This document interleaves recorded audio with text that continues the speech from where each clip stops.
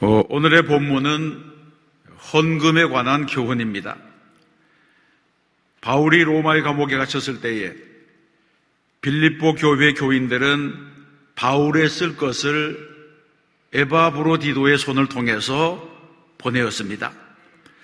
그런데 한 가지 문제가 생겼습니다. 에바브로디도가 여행의 피로 낯선 환경 때문에 몸의 병을 얻어서 사경을 헤매게 되었습니다. 그래서 바울은 큰 걱정을 하면서 하나님께 기도했습니다. 그랬더니 하나님께서 바울의 간절한 기도를 들으시고 에바브로디도를 살려주셨습니다. 그러자 바울은 건강해진 에바브로디도를 다시 빌립보 교회로 돌려보내면서 빌립보서를 써서 그 손에 편지를 전달했습니다. 바울은 이 편지 말미에 빌립보 교회 교인들이 헌금을 모아서 자신에게 보내준 것을 감사하면서 몇 가지 격려의 말을 하고 있습니다. 이것이 바로 오늘 우리가 읽은 본문의 말씀입니다. 신앙생활에서 헌금은 하나님께 대한 헌신의 증거라고 할 수 있습니다. 그런데 때로는 헌금 때문에 성도들이 시험에 빠지기도 합니다. 우리는 성경이 말씀하는 올바른 헌금관, 올바른 물질관을 가지는 것이 중요합니다. 바울은 기쁨이라고 하는 주제로 편지를 쓰면서 헌금에 대해서 말씀했습니다. 헌금과 기쁨은 관계가 있습니다. 무슨 관계인 것입니까? 헌금은 하나님께 기쁨으로 드리는 예물이 되어야 한다고 하는 것입니다. 그런데 어떤 분은 헌금이 신앙의 걸림돌이 되기도 하고 헌금이 죄책감을 불러일으키는 요인이 되기도 하고 또 어떤 분은 헌금이 영적인 교만이 되기도 합니다. 바울은 이 세 가지 모두가 다 잘못된 것이라고 말씀합니다. 헌금은 신앙인의 기쁨의 열매가 되어야 하고 또 우리의 감사의 예물이 되어야 합니다. 그러면 성경이 말씀하는 헌금이란 무엇입니까? 첫째로 헌금은 성도의 고유한 권한입니다. 특권입니다. 여러분, 헌금은 기부금이 아닙니다. 자선금이 아닙니다. 헌금은 우리가 회비로 내는 돈이 아닙니다. 헌금이라고 하는 것은 하나님의 사람이 하나님께 바치는 헌물이기 때문에 하나님과의 영적인 관계가 없는 사람은 헌금을 할 이유가 없습니다. 바울은 14절에서 헌금을 한 빌립보 교인들에게 이렇게 말하고 있습니다. 너희가 내 괴로움에 함께 참여하였으니 잘하였도다, 이런 말입니다. 이것은 칭찬의 말입니다. 사도 바울의 칭찬은 함께 참여했다는 것에 대한 칭찬입니다. 다시 말해서 빌립보 교인들은 사도 바울의 선교 사역에 함께 참여하기 위하여 기쁨으로 헌금을 드렸다고 말하고 있습니다. 여러분, 우리가 생각해 볼 필요가 있습니다. 우리가 왜 헌금을 드리는 것입니까? 하나님께 돈이 필요하기 때문에 헌금을 드리는 것입니까? 그렇지 않습니다. 우주 만물의 주인이시고 천지 만물을 창조하신 하나님께서 돈이 부족해서 우리에게 헌금을 요청하는 것이 아닙니다. 신앙을 가진 사람이라면 누구나 그렇게 말할 수가 있습니다. 그러므로 우리는 이 헌금이 성도만의 특권이고 또 성도의 의무이고 하나님이 성도들에게 요구하시는 명령이라고 하는 이 사실을 기억해야 됩니다. 우리는 성도이기 때문에 하나님께 헌금을 드리고 주의 일에 헌신하기도 하고 이 하나님께 감사를 올려드리는 것입니다. 헌금은 성도의 고유한 특권이라고 하는 것을 우리가 기억해야 됩니다. 두 번째 헌금은 성도의 고귀한 의무입니다. 15절 말씀에 보게 되면 바울이 말하기를 너희도 알거니와 복음의 시초에 내가 마게도냐를 떠날 때에 주고받는 내 일에 참여한 교회가 너희 외에는 아무도 없었느니라. 그렇게 말하면서 빌립보 교인들이 주고받는 일에 참여했다고 말하고 있습니다. 여기서 주고받는 일이라고 하는 것은 상업적인 용어입니다. 물건을 사고 팔 때의 교환의 계면이 바로 주고받는 일입니다. 그러면 여기서 주고받는 일에 참여했다고 하는 바울의 말은 무엇입니까? 바울은 빌립보 교인들에게 복음을 전해줌으로 영적인 유익을 끼쳤습니다.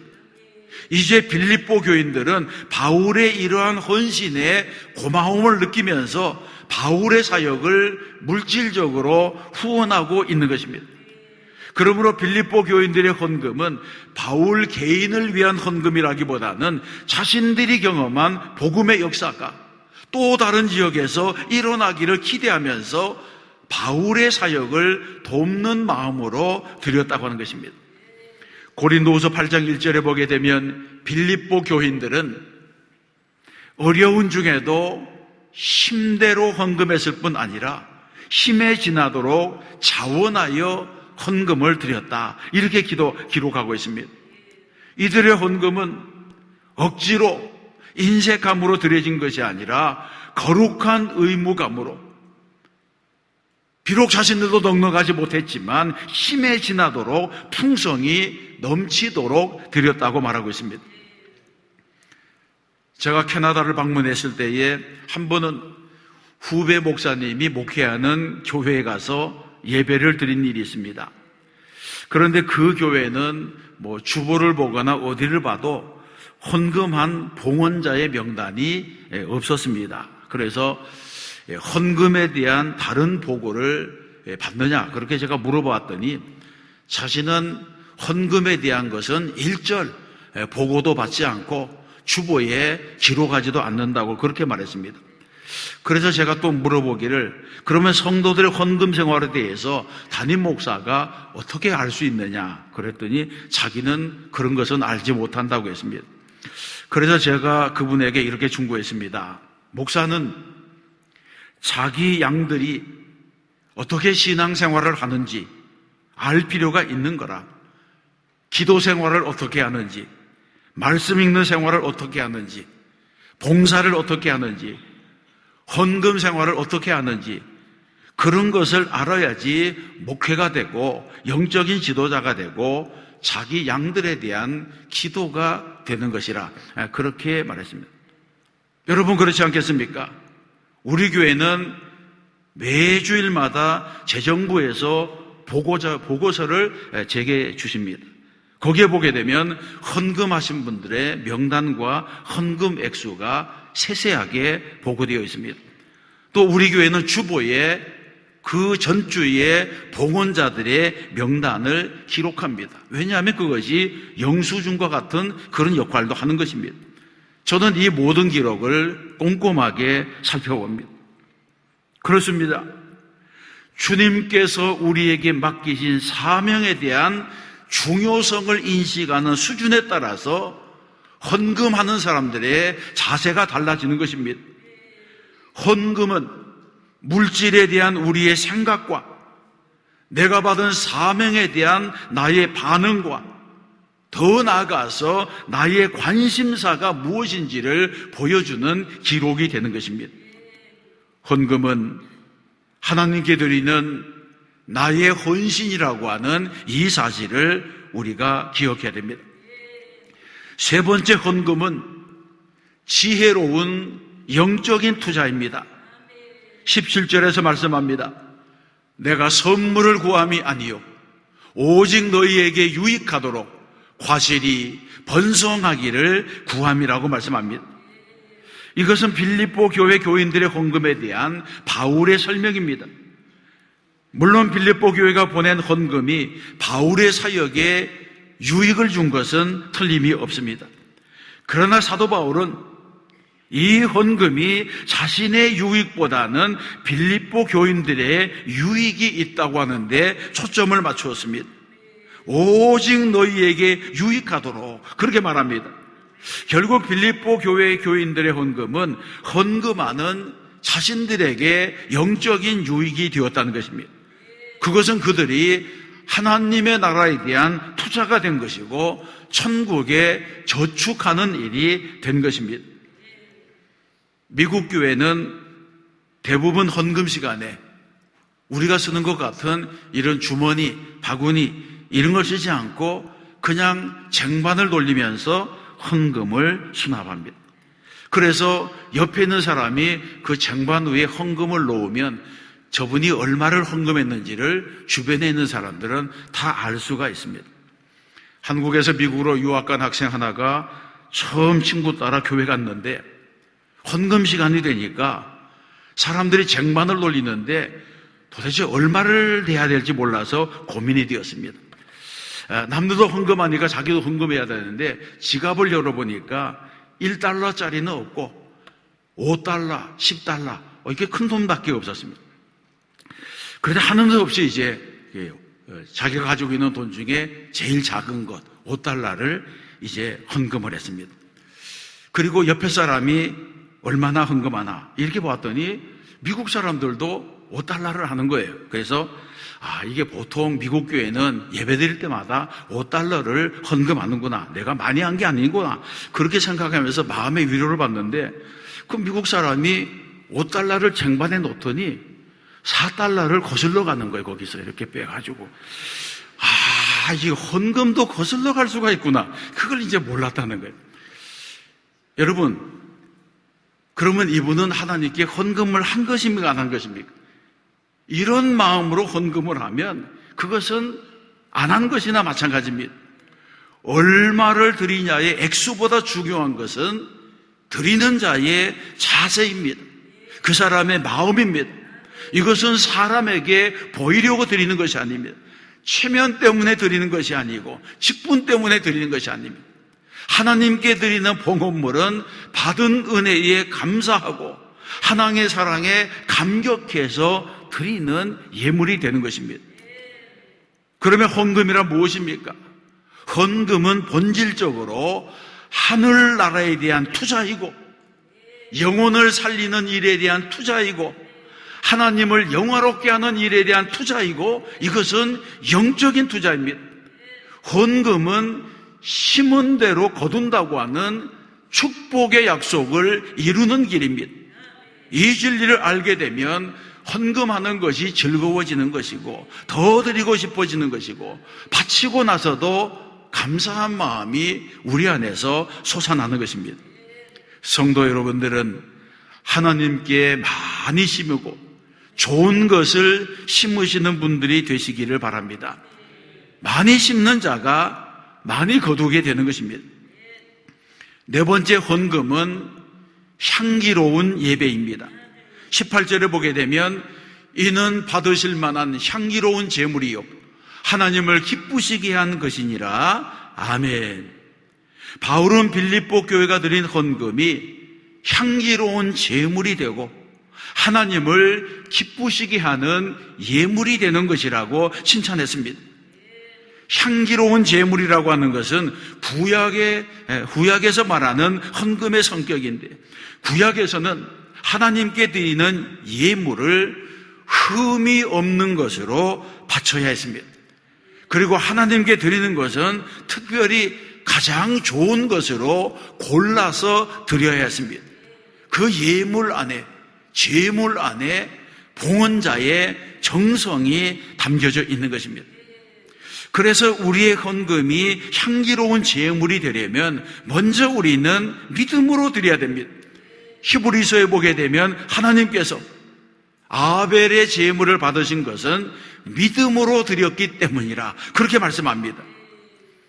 믿음으로 아벨은 가인보다 더 나은 제사를 하나님께 드림으로 의로운 자라고 하는 증거를 얻었다고 말하고 있습니다.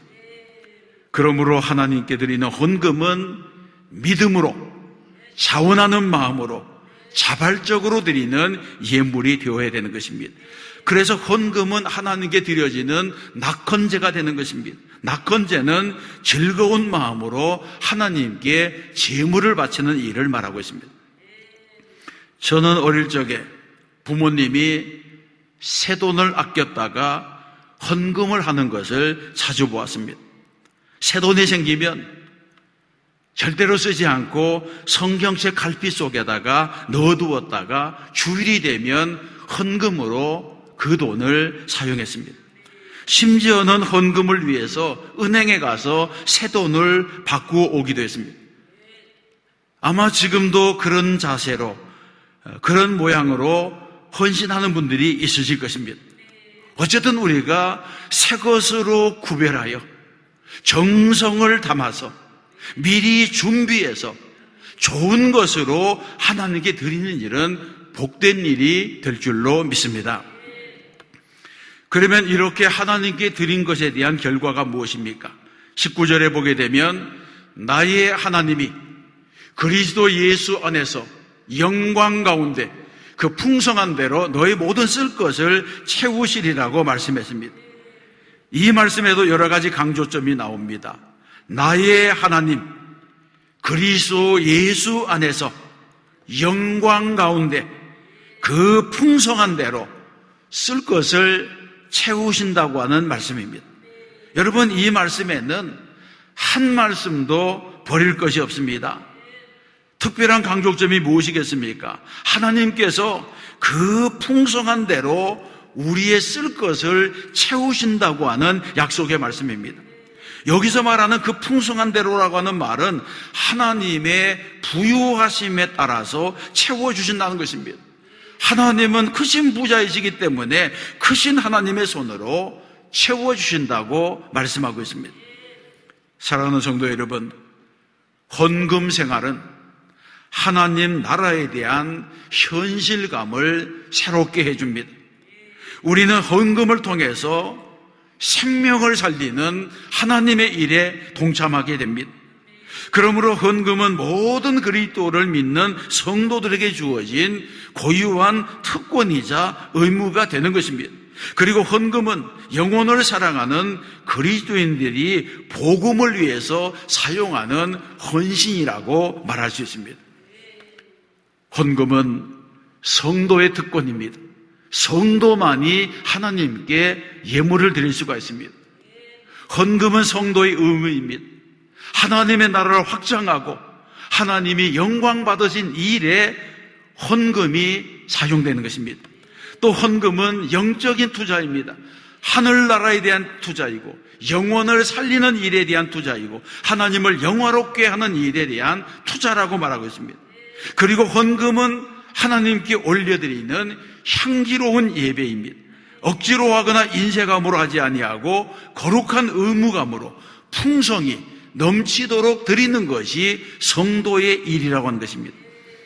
2020년도에는 헌금 생활을 바르게 함으로 하나님께 좋은 것을 많이 심고 심은 대로 거두는 축복을 경험해야 될 줄로 믿습니다.